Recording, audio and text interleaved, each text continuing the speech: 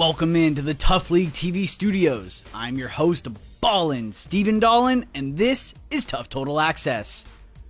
We start off tonight with news of the recent TUFF 9 tournament that occurred this past Saturday. 6 teams competed in the initial pool play, with 3 teams emerging to the semifinals. So we say better luck next time to Team Hollywood and the Terror Squad, who were beat out by the Savages. Also, we're saying goodbye to the Skywalkers, who were outpaced by the Mighty Polars and the Monster Squad. The Mighty Polars took the wild card and matched up with the Untouchables in what turned into a blowout. They got spanked. James Turner's squad could not keep up and ended up with a quarterback change in the middle of the game due to the amount of sacks that the Untouchables were racking up. This game ended as quickly as it started, and the Polars dropping a goose egg, losing 31-0. The next game to take place was the winners of the pools, Monster Squad and the Savages. This was a slightly closer game, but Joey De La Torre could not find a rhythm and were overcome by the sheer knowledge and experience of a veteran 9v9 team. Quarterback Sergio Mariscal showed excellent poise, and his receivers were able to turn short gains into chunk yardage. Savages win 20-12.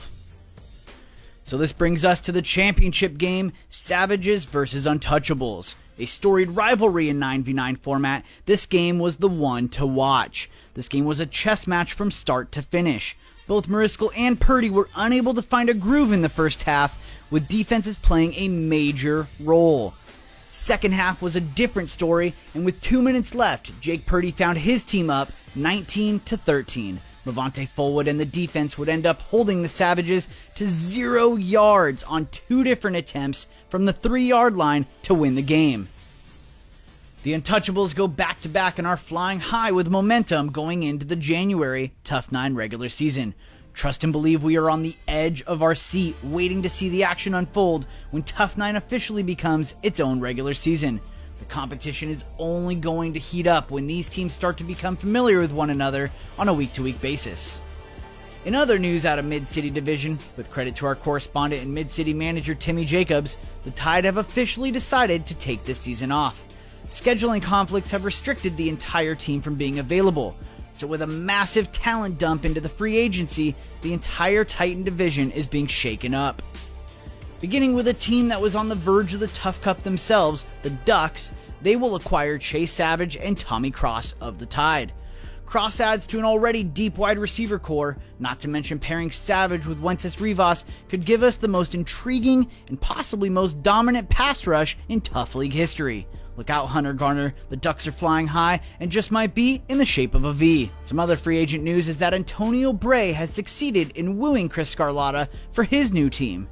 When we have more info on that roster and team name, we will make sure to pass that info on to you. What does that mean for the Blue Fire? Now that Billy Hudson is a free agent, could we see him bring some Tide players over to their side? Could the Blue Fire become the Blue Tide for the fall season? That would seriously take the squad to another level. Scarlotta is a great quarterback, but Hudson is one of the top 3 in the league. Avenal Cavett, a passionate receiver and pass rusher, is officially a free agent. He could be a great addition to any team in Titan that is looking for a plug-and-play key player. Whichever team does pick him up will need to make sure that he does gel with their team, but if he does, it would be a great pickup. We have confirmed that Rick Conti will be staying with the War Eagles, but it has been rumored that 3 of the War Eagles will be forming their own team, and we will make sure to stay with that story as it develops. It has also been rumored that a storied franchise from another league will be making their way to TUFF League for the winter 2018 season.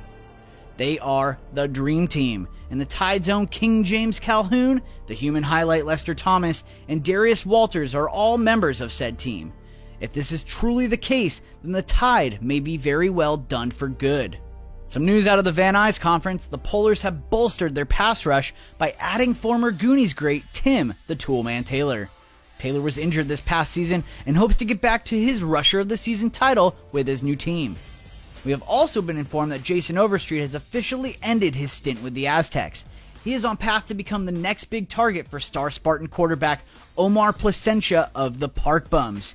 If for some reason that does not work out, he will be making his way to the Titan division for a full season with the Savages. In other news, the Copperheads are making a return to TUFF League. They have revamped their roster and are being led into the season by wide receiver Alex Vargas. Let's hear what Vargas has to say on this upcoming season. Yes, thanks a lot, Steven. We are excited to announce that we are bringing back a revamped Copperhead squad for this upcoming season in the Spartan Division.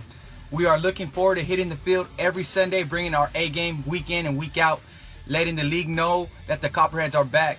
Let's go, Copperheads!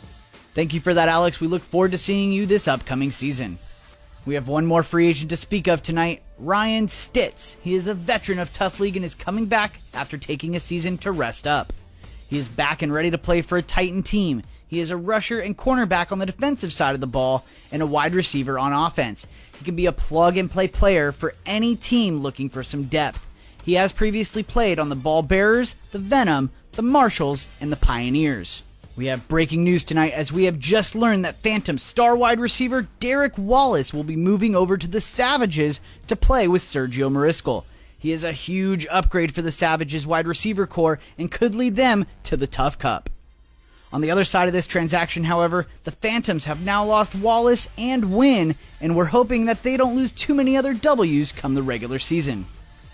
Speaking of the Titan division, we have also learned tonight that the Vikings will be moving up to the big leagues. It's time for Rodrigo Laredo to put his money where his mouth is, as he has been the subject of some hot debate this offseason. And with that, we conclude tonight's episode of TUFF Total Access. Stay tuned for our next TUFF Talk podcast later this week, where we are joined by Jonathan Caker and Katrina Nicholson of the recent Spartan Cup champs, the Swordfish. I'm Steven Dahlen from TUFF League TV, and I'll see you right back here on TUFF Total Access.